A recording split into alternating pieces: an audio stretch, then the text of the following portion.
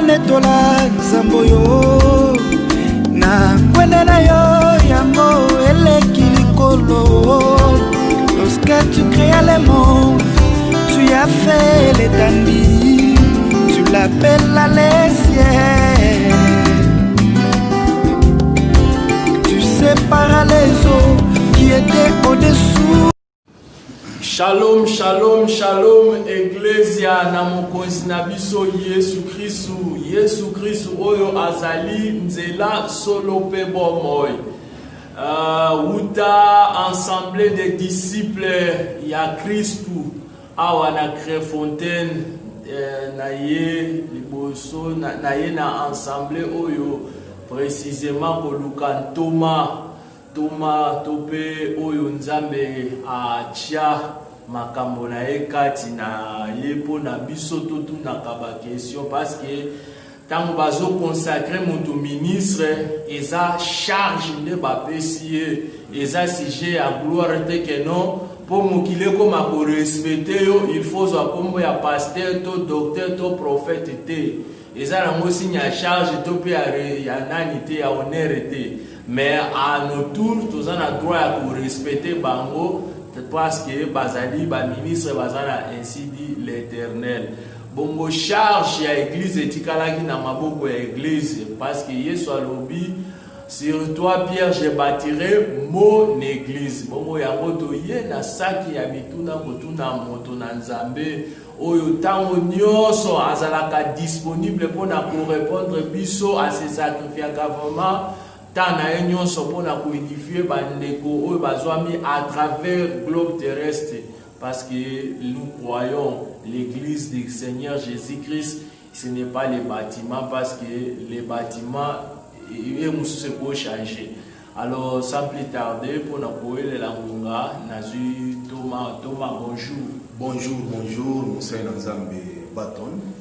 Tout le monde na sepelo yambayo na chaîne abiso Baton kama en tout cas bandeko mususu banana Canada balobaki ou une émission ya kotala na auto salaka la fois passée baluti de la ganga commande penza balobi que non ou une émission ya kosala parce que balobi Thomas lobaka bien Thomas to yena saki ya mituna bonina no santé ya etonga topé musala na ya liboso na na pesio merci na kombo na Yesu Masia oyo azali mobate na biso oyo asali biso ngolo ya kokuta na lisusu mukolo lelo pe merci mingi na musala yo zosala na chaîne na yo vraiment parce que ebele batie ba chaîne pona makambo ya politique batie ba chaîne pona makambo susu mais yo o gaspiaka ba misolo na yo na minute oyo uti musika ozeki na makambo ozeki kosala oye kaka ke bana na nzambe bazala édifier bana na nzambe bazala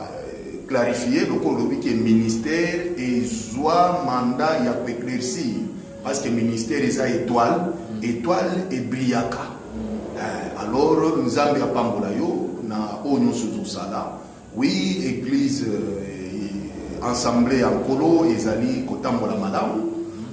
Par la grâce de Dieu, nous allons persévérer vraiment. Le programme nous sommes mercredi à la prière et puis vendredi nous sommes à 18h et puis dimanche nous allons avoir à partir de 12h. Vraiment, en tout cas, nous sommes dans la maison par la grâce de Dieu. Amen, amen, amen. Thomas n'a sepelé vraiment. Thomas, tu as une question.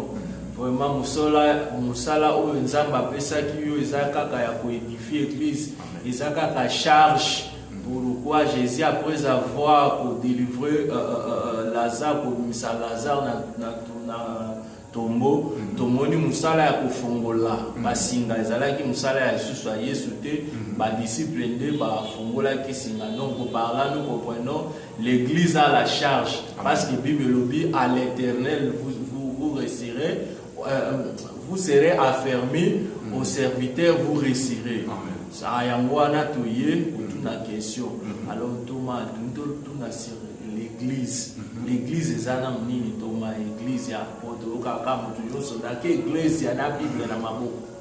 Bon, église d'abord tolobaka par la grâce de Dieu que tokoki ko expliquer makambo na Nzambe selon la rousseté. toza ko expliquer makambo ya Nzambe selon pensée ya Nzambe.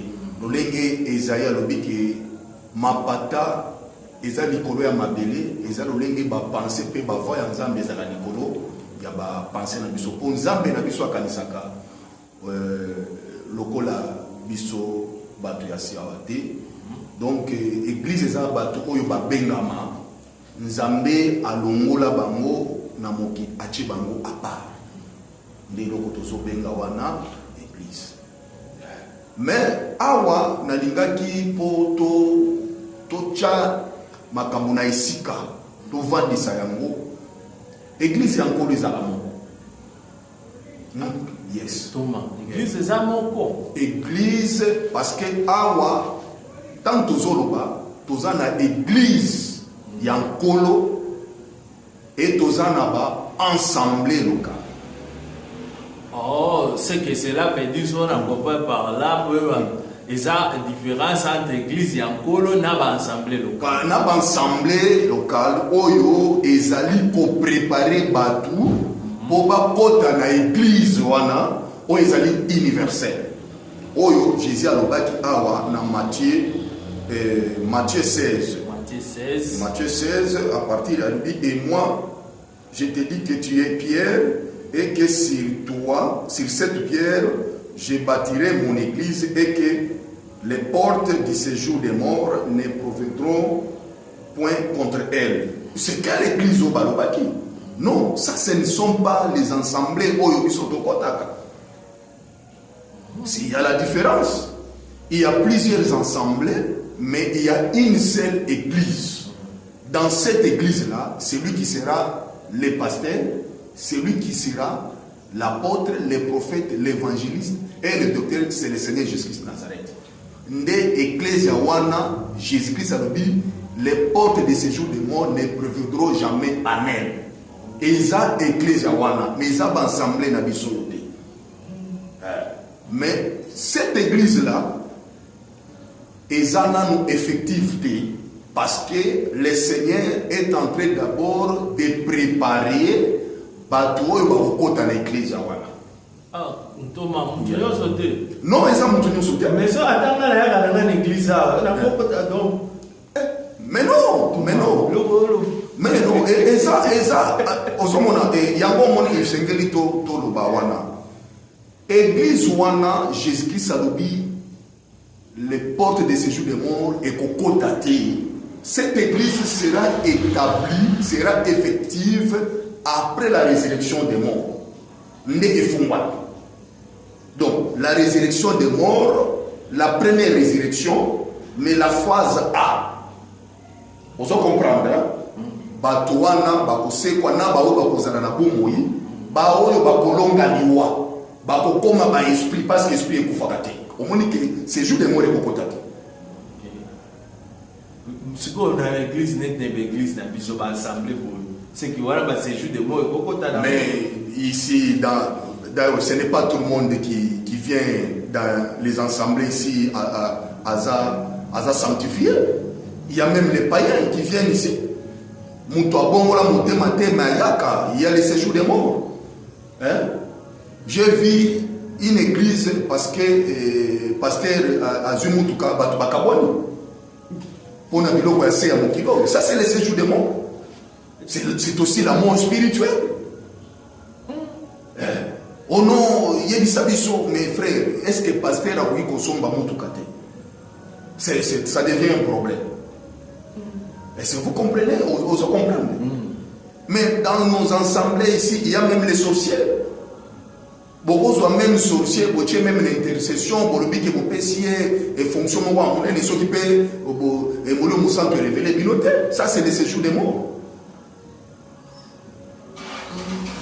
On est à séjours des morts. Et puis, nous sommes dans nos assemblées avec la chair et le sang. La mort va régner d'abord sur nous. Parce qu'ici, je parle de la mort spirituelle et je parle aussi de la mort physique. La mort doit régner d'abord pour un certain temps. Mais cette église-là, elle sera établie, elle sera une. Parce que tous les membres qui vont habiter, qui vont entrer dans cette église, ils sont éparpillés dans le monde. Mais Jésus-Christ les rassemblera au son de la trompette, à la voix de l'archange et à un signal donné. Batunyo soana premièrement bao bakufati dans le Seigneur, bakose quoi, na bao nyoso baza dispersé, Christ a kusangisa bango, ils seront transformés. Lorsqu'ils seront transformés, il n'y aura ni femme, il n'y aura ni mari. Vous comprenez? Alors, comme biso sur le kola ba ange, comme les esprits et la mort ne peut pas entrer. Ok, Thomas, nous allons par esprit, parce que nous serons semblables à lui. Or, lui, il a porté un corps immortel. Ok. Donc, il peut porter un corps immortel. Liwa et Colomba les subisoté. C'est ça l'église de Jésus Salobaki. Or, clé, parce que tant l'église clé ya kokota. Na kati l'église wana, na kati ya royaume wana, c'est l'évangile. C'est l'évangile de la grâce. Ndekle oyo Pierre ba pesa ki bango ba ministre bango nde bazaki na clé wana ya kofongola pona kokota. Ce n'est pas n'importe qui a groupé qu'on appelle en clé. Mais non, mais clé zamoko, c'est l'évangile de la grâce. C'est ça ce que nous appelons aussi l'évangile éternel. Il y a un moment où il y a un peu mais tout ça, on a somme ma pèse en tout cas et comme il tombe à l'église, mais wana ezali ensemble, wana ezali ensemble où baza pour vivre dans la chair. Il y a des disputes, mais dans cette église-là, cette église sera effective après la première résurrection. Vous comprenez? Batu bakokota kuna bakozala ba esprit. Awa Jean azolo banabiso toluka mukanda ya Jean Nzambe asala mo Bible zolo bani na mukanda ya 1 Jean 1 Jean au chapitre 2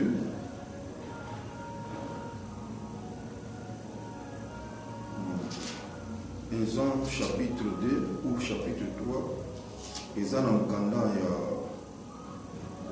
bon, 1 Jean chapitre 3,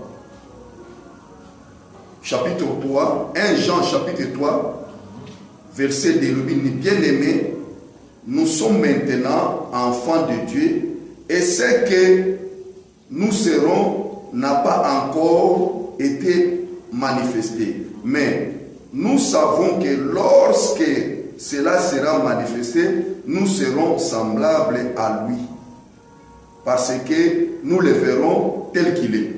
Voilà. Amen. Donc nous avons reçu la rédemption spirituelle par la foi. Mais ce que nous allons devenir pour entrer dans cette église-là, nous ne le sommes pas encore.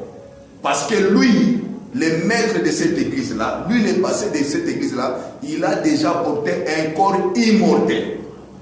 Or, après la résurrection, nous serons semblables à lui. Donc, c'est pourquoi Job dit que la chair et le sang n'hériteront pas le royaume des cieux. Même Paul a répété en mot. C'est pourquoi même Basadisaïen Batuna qui Jésus-Christ, qui selon la loi de Moïse qui n'a pas éprouvé le Seigneur. Selon Oya Koufi, Abotina été. Oya Koufi, ti le septième. Dis-nous, parce que Bango Basadisaïen Babate croire à la résurrection des morts. Batouni Jésus à la résurrection des morts. Qui sera le mari de cette femme? Jusqu'à ça veut dire que vous êtes dans l'ignorance parce que vous ne comprenez pas les Écritures ni la puissance de Dieu. Qu'à la résurrection des morts, les femmes n'auront pas de mari, ni les maris n'auront pas de femmes. Ils seront tous comme des anges. Voilà, à ce moment-là, cette prophétie, il y a dans les Seigneurs, il n'y a ni femme ni homme. N'est pour s'accomplir. Mais dans les assemblées locales, awa, tokoki kovandi sabasi bavandi kotoyo, mibali bakomi kotoyo. Parce que j'ai entendu, oh non, pourquoi vous vous séparez? Mais papa, l'église où vous allez séparer, c'est l'église qui sera manifestée après la résurrection des morts. Ça, ce sont des ensembles. C'est que par là, nous comprenons que moi, si à terre, Thomas, moi, Non, le problème c'est quoi? Likambo ya mwasi ya te omoni nzambe basulaka ete. Il y a des gens qui ont des débats qui ont des moi ça m'a non, le problème c'est quoi? Parce que nous parlons les choses de Dieu avec la pensée céleste. Ok. La pensée céleste avec les expressions célestes. On ne parle pas selon les hommes. Parce que selon les hommes, la constitution de ce monde est pays et les bases parité. Mais pour nous, lorsque nous rentrons au jardin, parce que Jésus-Christ, c'est lorsqu'il y avait la confusion, si Jésus-Christ a dit, si Moïse vous a dit ainsi, c'est à cause de votre incrédulité. Rentrons au commencement. Mais au commencement, qu'est-ce que Dieu a dit? Il n'y a pas la parité. Il a dit à femme que tes désirs dépendront de ton mari. Est-ce que vous comprenez? Donc il n'y a pas la parité. Donc il n'y a pas la parité. Le mari est le chef de la famille, comme Christ est le chef de l'Église, comme Dieu est le chef de Christ. Et c'est pour comprendre. Amen. Maintenant, moi c'est à côté de l'église. Or, ce que moi c'est à pays, c'est que nous écoutons. Yango na salaki awa batu ba maki yango scandale. J'ai dit na ba maman que même si ton mari n'est pas un chrétien et que yo so balaki okobo ya yeki. Mais tu n'as pas les droits ya yo ko la Bible ko banda côté ya mobali wana na ndako. Yo okote ya ye na bizale. Thomas zindali susu fumula na bien bande ko balanda. Vous comprenez? Oui, azal Thomas, il faut comprendre bangonde baposa ka doctrine. C'est que Thomas fumule la biso na sika o mobile na ngamo na ndako na te été ni. Mais parce que balobi ke est-ce que au côté du chef na yo oko autorité pour le chef na yo. Balobi na ndako na ndako mobile ngaza chef. Oyebi la reine Vati tango abukaki aboyaki koyo ke la mobile na ye. Oyebi histoire wana.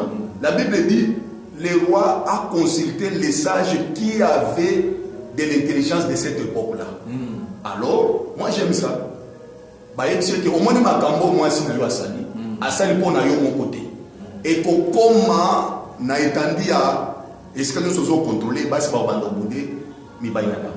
Alors le roi a pris une ordonnance. Alors que dans chaque famille c'est le mari qui est le chef. Est-ce que vous comprenez?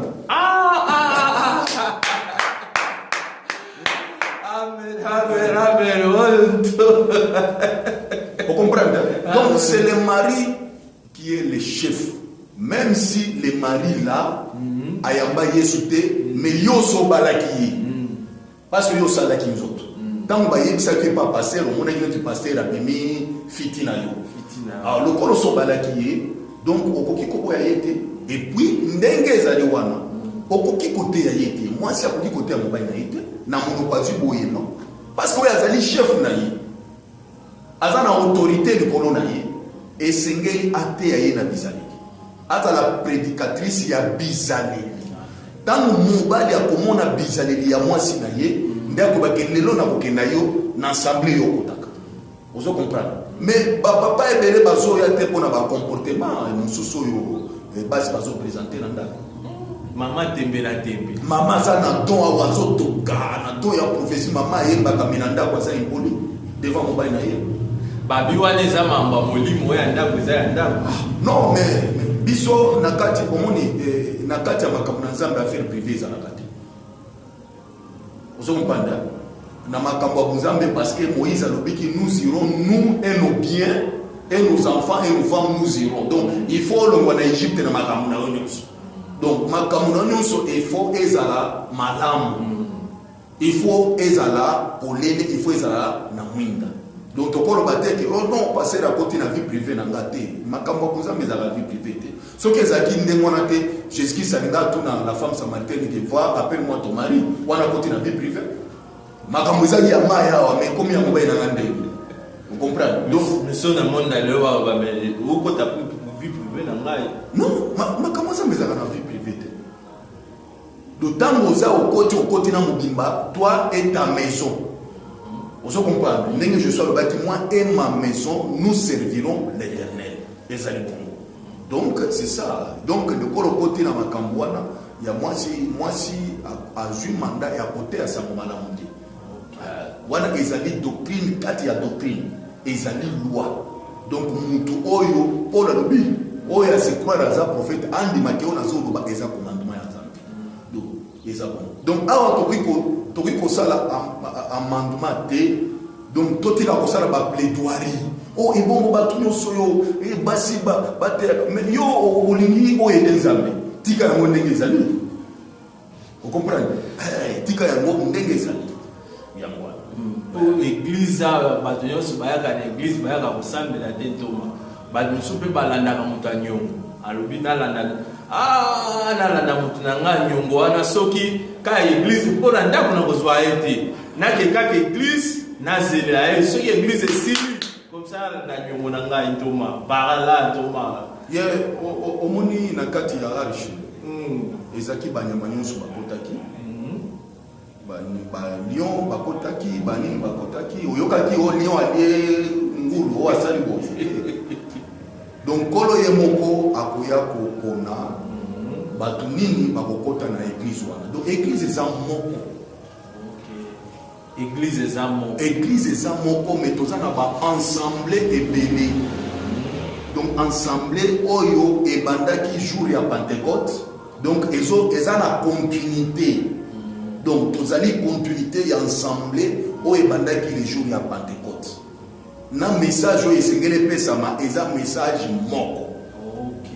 Ba message ebelete toma likamba message faut zindape na mwa mke wana ndongo zoloba likamba église le séjour de amour faut toma omeko fungula biso ede biso vraiment pour le kwana mususu tuzoye bakati ba message be koma ebelawa frère on koma millionnaire to boitemba piaka moni to tozo sibi surtout en Afrique nous seconde baba difficulté bele mon matin mususu toma bote abisu bocha biso pasi zalo ba millionnaire okoma soki nani omona kozwa biloko wana siko na kena ndaku naoni kasiko na koma millionnaire na kokapo koma millionnaire te toma zindi sa biso na moni pour l'église omoni biso le ministère et komisaka bato ba millionnaire te ministère ezomema bato na bokonzi na lola. Amen. Vous comprenez, le ministère Moussana Yango est allé protéger Nzambe contre la doctrine Yamabe, contre la tromperie na la séduction Yabat. Rôle du ministère Yangoana. Et concernant le message, à la loi et au témoignage, ce qui te le béni et qu'on s'en a mal à monter. Tant Moïse, tant oiseau qui est dans Ngomba, Moïse a posé un message par Nzambe. Tant qu'on quitte un message, on a communiqué message à l'ancien à chaque tribu. On a une tribu à Ribin, a coupé sa message dans la tribu, c'est le campement. On a une tribu à Siméon, a coupé ça le même message. Donc, ceux qui ont l'ongoué à la tribu à Siméon, aucun tribu à Dan, on écoute le même message. Ceux qui ont l'ongoué à la tribu à Dan, aucun na tribu à Joseph, on écoute. On écoute les mêmes messages. Aucun attribut à Juda, on écoute les mêmes messages. Donc, message nous sommes alité. Bangoana nyon sur les 12 tribus, bazaki na message. Mais ce qu'on allé un jour dans Matthieu 17, Birobi, 6 jours après, Jésus-Christ a vu Pierre, Jean, Jacques, amené Bangon à très haute montagne. Tant qu'on la Bible dit il s'est transfiguré. Il a malaye comme qui pembe visage na comme le kola soleil tozo kota la mozindo te mais balobi ke bamona ki Eli na Moïse baza ko s'entretenir na Jésus tangu niweye ezipi bango Eli Moïse balimwe maintenant ngombe bimi elobi ke celui-ci est mon fils à qui j'ai mis mon affection écoutez-le. Vous comprenez? Donc kuna babande ko yoka Moïse parce que yé ndé azalaki intermédiaire. Message Moïse abandé kozwa yangwana bango so bandozo les 12 tribus. Mais awa ba identifier donc niwe ekati makam. Moïse a limwe, Eli a limwe. Loana babsome limwe témoignage etikala bi boyokaye. Vous comprenez? Mais si Siko tant toza koya kotanga Hébreu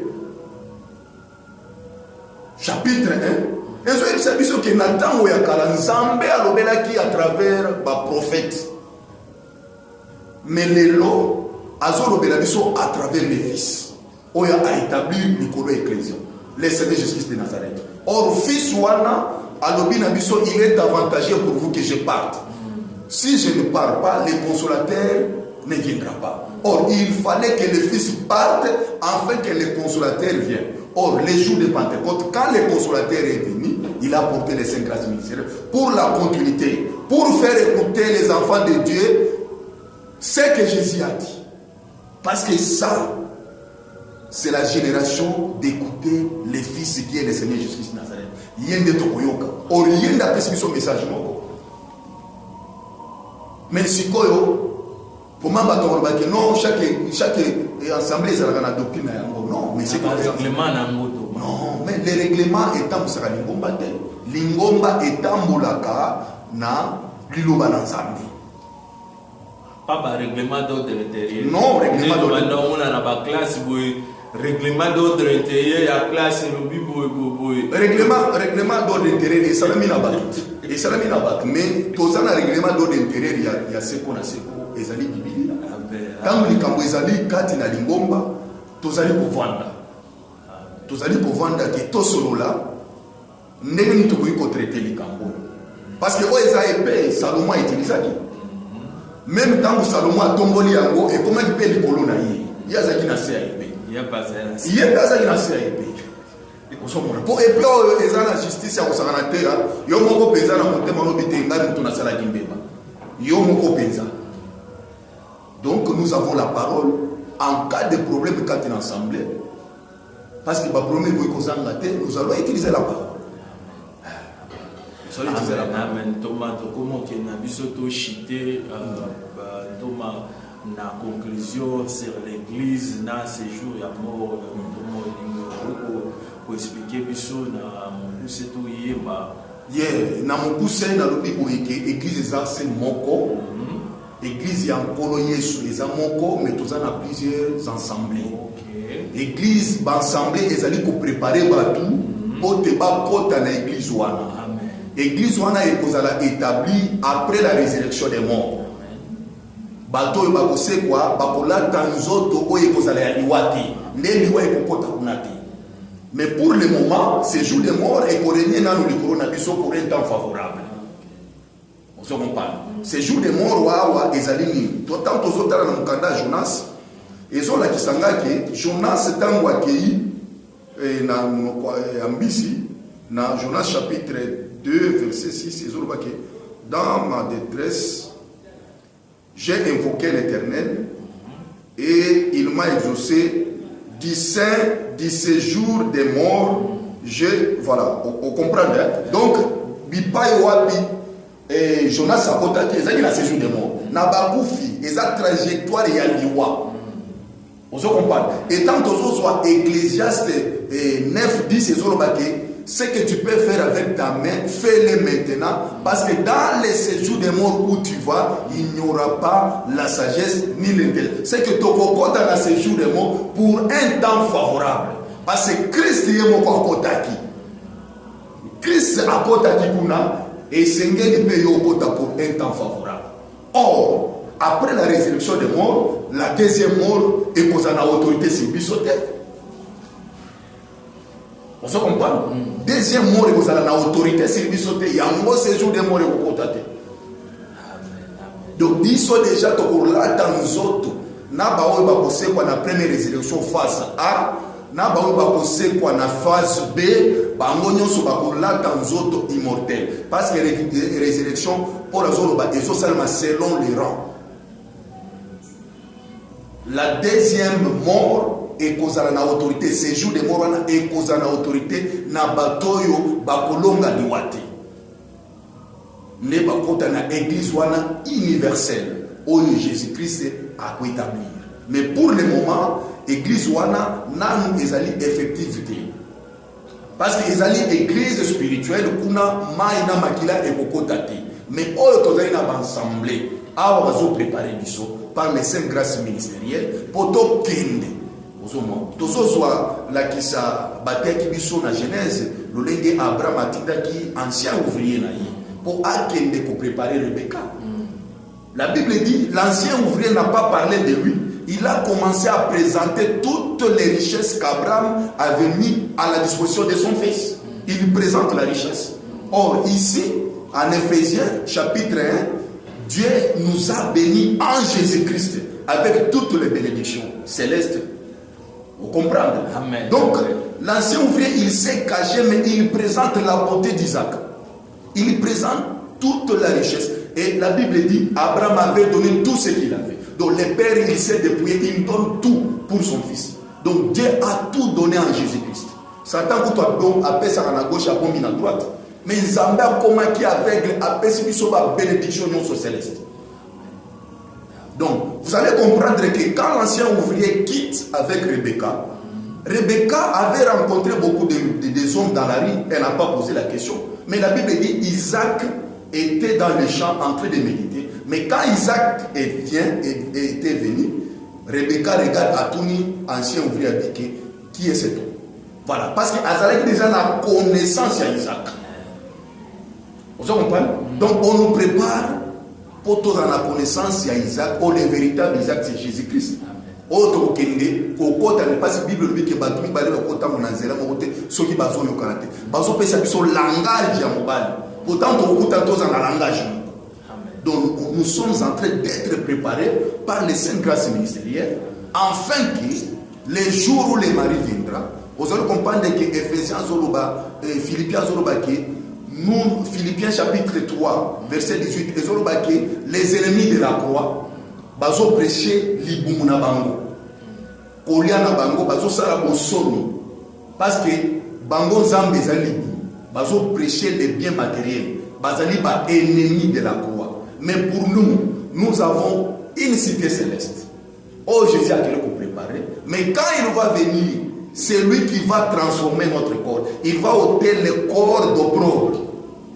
Donc, hors corps et opprobre, nous autres écoufons. Donc, pour le moment, les séjours de mort, et ça pour régner, le coronavirus pour un temps favorable. Mais, tant que vous avez la crise, tant que vous avez l'église, vous avez adoré, vous allez vous arrêter. Séjour de mort est pour vous. Amen.